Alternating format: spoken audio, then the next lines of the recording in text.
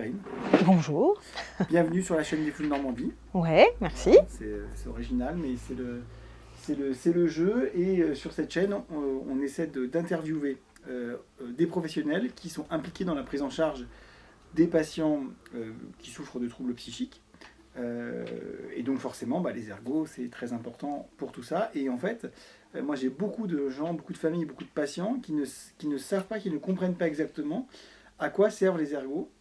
Et c'est comme avec les neuropsychos. La vidéo a bien marché parce que les gens, en fait, ils ont une explication claire par quelqu'un qui est un professionnel de à quoi ça sert. Et on aimerait bien avoir la même chose avec les ergots. D'accord. Voilà. Alors, donc les ergothérapeutes sont des professionnels de l'autonomie. En fait, le rôle de l'ergothérapeute, c'est de développer l'autonomie des patients qui viennent les voir. Ça couvre tous les âges de la vie, donc des petits enfants. Voilà, tout ce qui est ici, c'est plutôt pour les enfants, jusqu'aux adultes, voire aux personnes âgées. Et donc, l'objectif de l'ergothérapie, c'est d'aider la personne à développer une plus grande autonomie dans les activités qui sont importantes pour elle. D'accord. Donc, c'est-à-dire que l'ergothérapeute va commencer par évaluer les besoins en termes d'autonomie, les activités que la personne veut pouvoir poursuivre toute seule.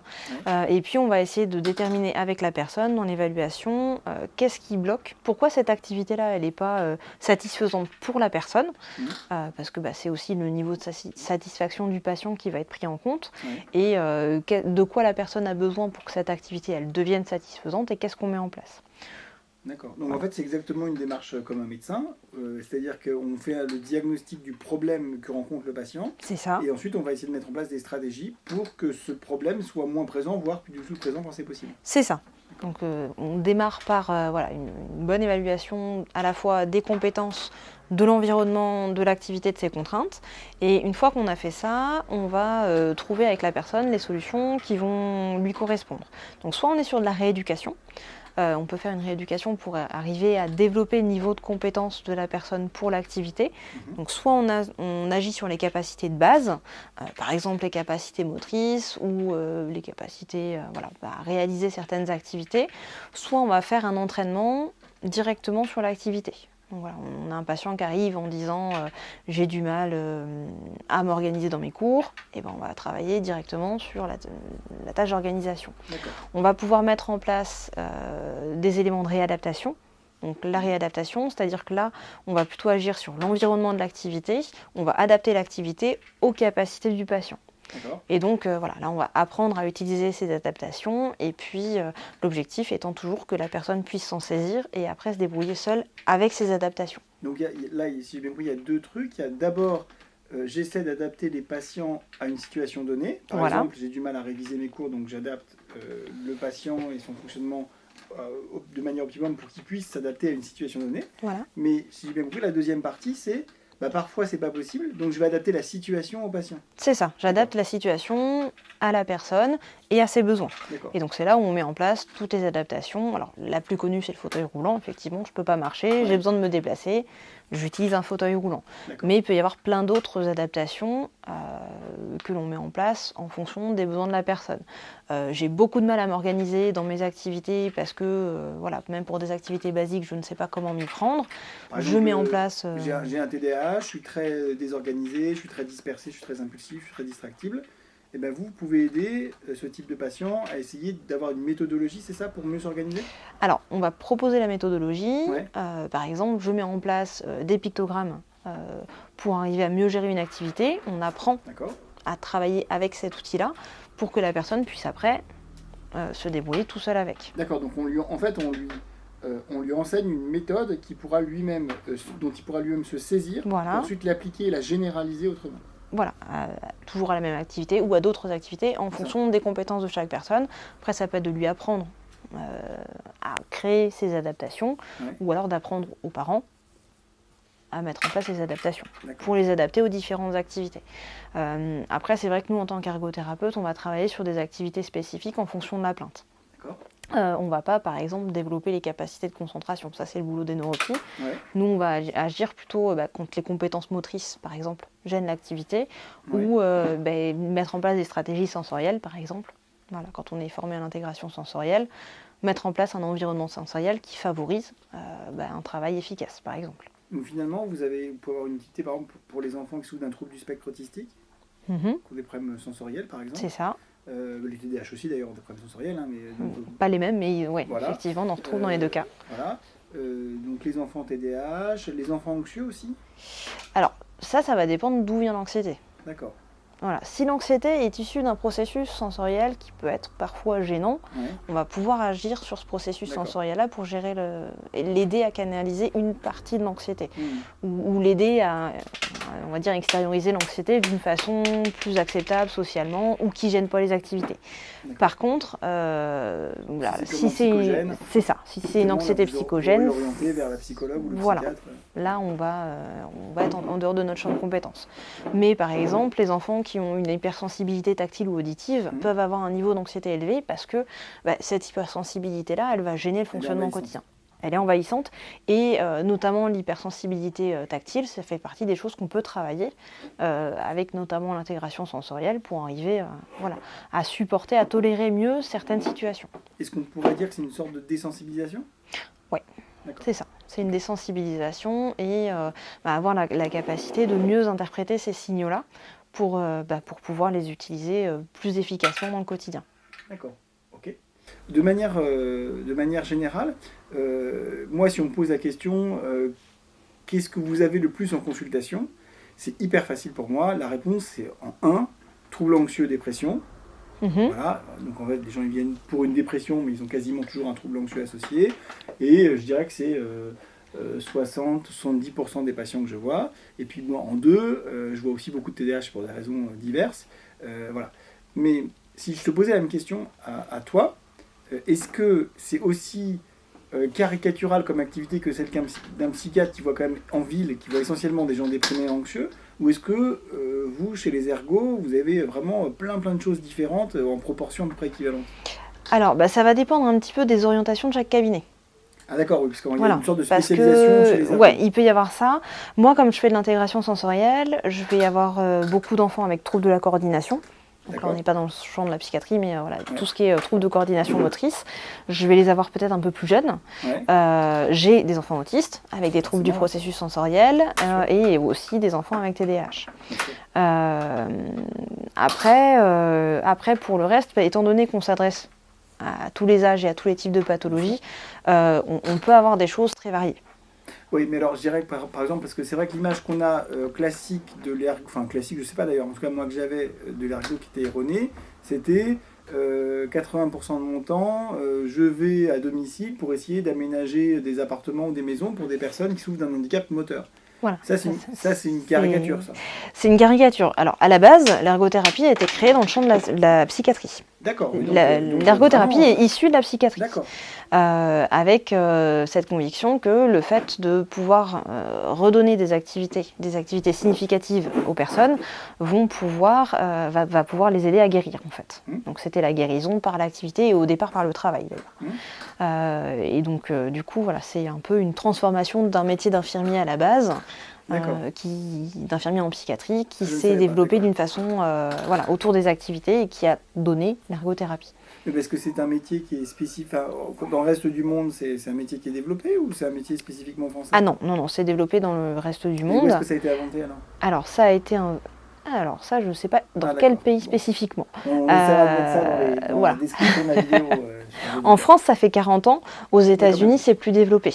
D'accord. Après, il y a des secteurs... L'ergothérapie en France n'est pas encore très développée. Il y a d'autres pays où les ergothérapeutes font plus de choses, notamment en Belgique, il y a beaucoup de réhabilitation psychosociale en psychiatrie. C'est quelque chose qu'on ne voit pas encore tout à fait, beaucoup chez les ergothérapeutes en France. Mais je crois que vous, avec Louison, vous commencez un petit peu on commence oui, on commence.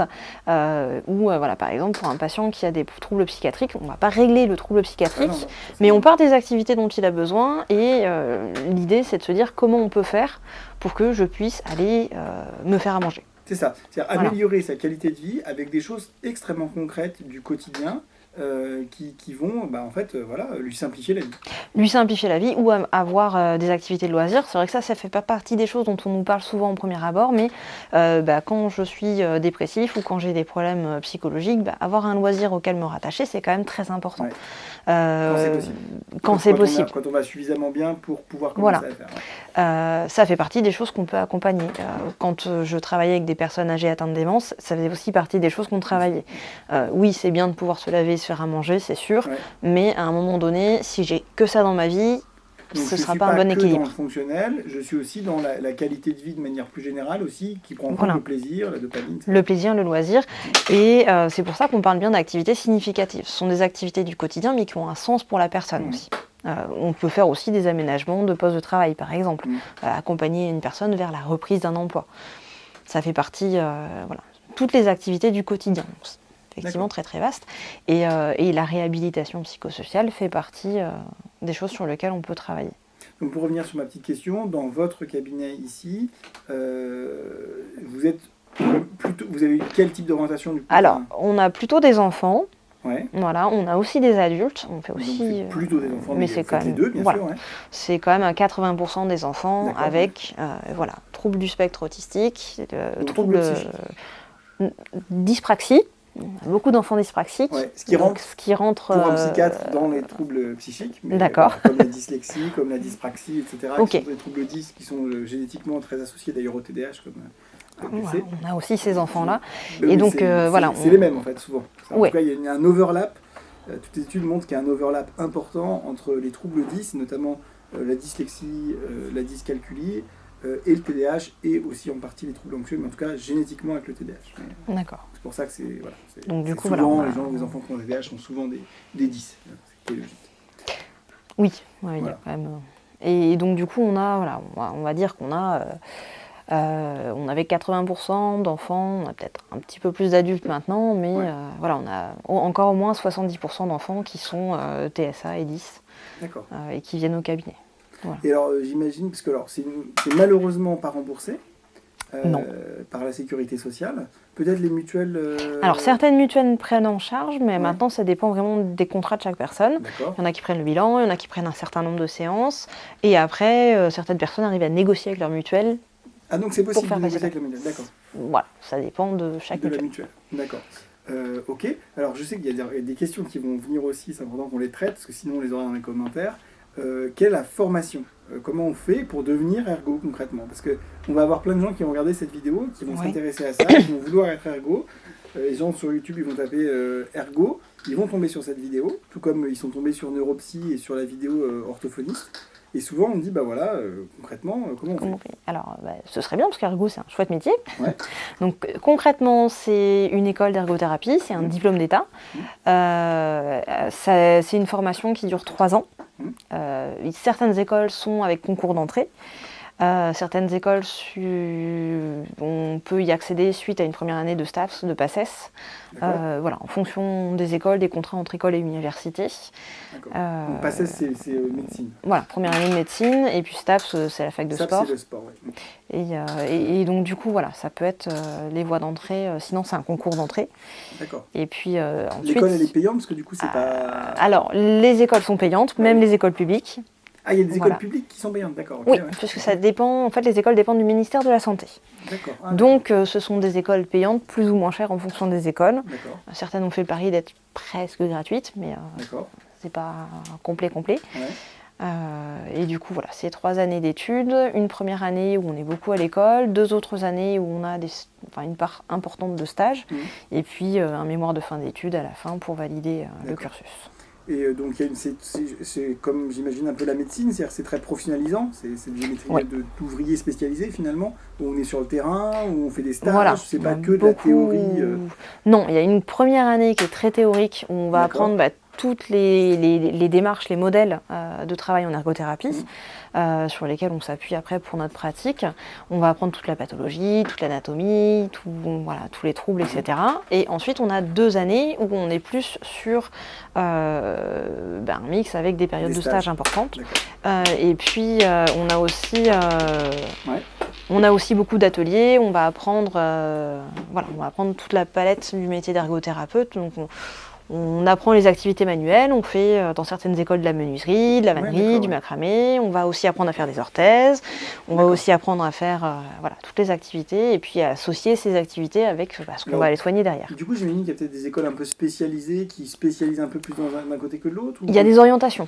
Après, ça n'empêche pas en sortant d'une école de prendre n'importe quel type de poste. Oui, une fois qu'on a le diplôme d'État.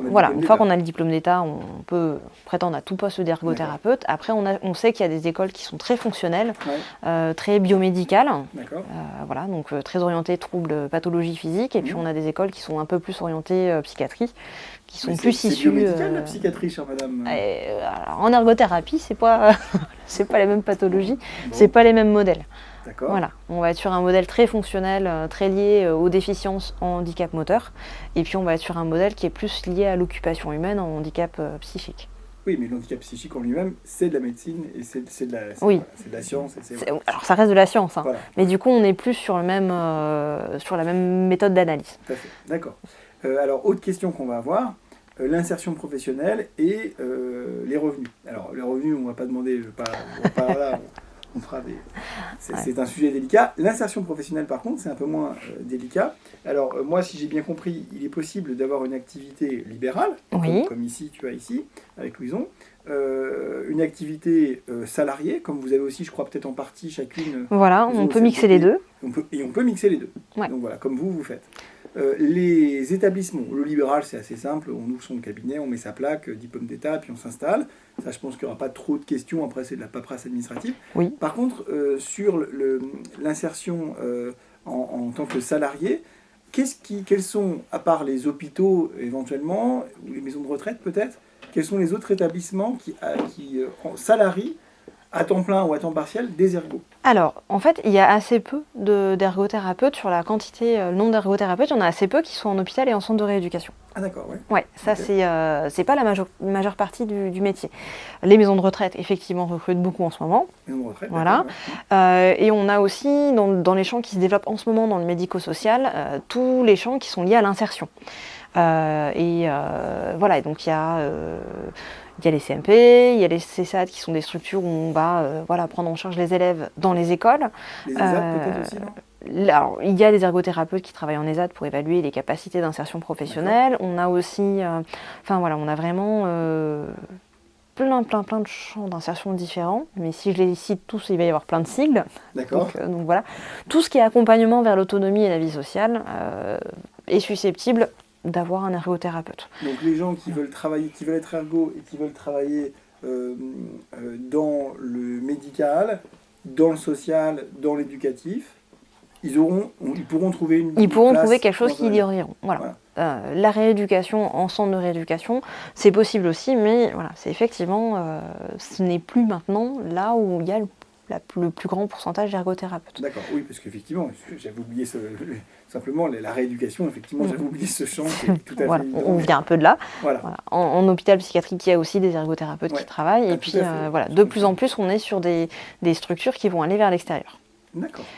Voilà, et donc ça reste relativement facile de s'insérer professionnellement en tant qu'ergothérapeute. On est sur des concours d'entrée, donc des numerus clausus. D'accord. Donc, ce qui veut dire que vous êtes une denrée rare. Encore un peu maintenant, mais il y a pas mal d'écoles qui sont ouvertes, donc ça a tendance à se rééquilibrer un peu. Il y a pas mal de besoins non couverts. Il y a de demandes aussi. Il y a de plus en plus de demandes, notamment par tout ce qui est maintien à domicile, etc. Donc c'est vrai que le secteur gériatrique est un secteur en pleine expansion.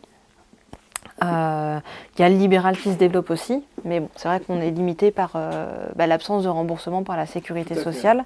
Après, il faut savoir que la MDPH peut prendre en charge, peut participer financièrement. Dans les certificats médicaux MDPH, on peut demander une prise en charge spécifique.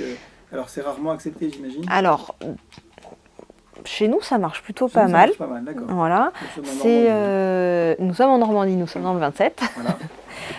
C'est l'allocation d'éducation pour enfants handicapés, donc l'AEH, et ses compléments qui vont permettre d'aider financièrement. Oui, donc simplement par une AEH. Voilà. D'accord. Donc ça ne couvre pas la totalité, mais ça permet de couvrir une partie des dépenses. Après, il y a donc les pôles de prestations compétences externalisés, les PCPE qui se sont créés, qui vont pouvoir aussi faire appel au service d'ergothérapeute. D'accord. Voilà. Okay.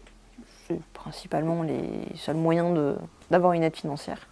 Alors avant que tu rentres chez toi, après cette longue journée de travail, est-ce que j'ai oublié de te poser une question importante? Il y a un truc qu'on n'a pas dit, je ne t'ai pas posé comme question, et c'est une erreur parce que c'est important. J'en vois pas là tout de suite. Donc on a... Ouais. Ouais, bah c'est vrai que c'est un métier qui est difficile à définir de façon précise parce que c'est effectivement Non, là c'est clair. assez vaste, Ouais. mais voilà, je pense qu'on a parlé un peu de tout ce qu'on faisait. Je ne sais pas d'où vient le métier, de quel pays ça vient. Non, mais ça, on mettra dans les commentaires. Voilà, on va le trouver. En tout cas, en France, voilà, ça fait 50 ans. Ça faisait 40 ans quand j'ai commencé à étudier, donc voilà, ça vieillit. D'accord, ouais. Donc ça fait 50 ans que le métier d'ergothérapeute existe. On a une congrégation internationale, donc la WFOT. Parce que ergothérapeute en France, c'est Occupational Therapist en Angleterre et dans les pays anglophones. On est plus connu sous ce nom-là, en fait. Oui. Et du coup, voilà. Maintenant, c'est aussi des métiers qui peuvent donner lieu maintenant à un master. Parce qu'il y a un master européen d'ergothérapie qui a été créé. Et avec la possibilité de poursuivre les études en master, en recherche et vers plus si besoin. Voilà, pour ceux qui aiment la recherche, qui a besoin d'être développée un jour, chez on aura nous. des professeurs en ergothérapie dans les universités peut-être. Voilà, peut-être, on va espérer. Eh ben, Donc en tout cas, voilà, la recherche en ergothérapie est à développer aussi. Bon, bah, sur ces bonnes paroles, merci beaucoup de nous avoir accueillis chez toi. Bah, merci d'être venu.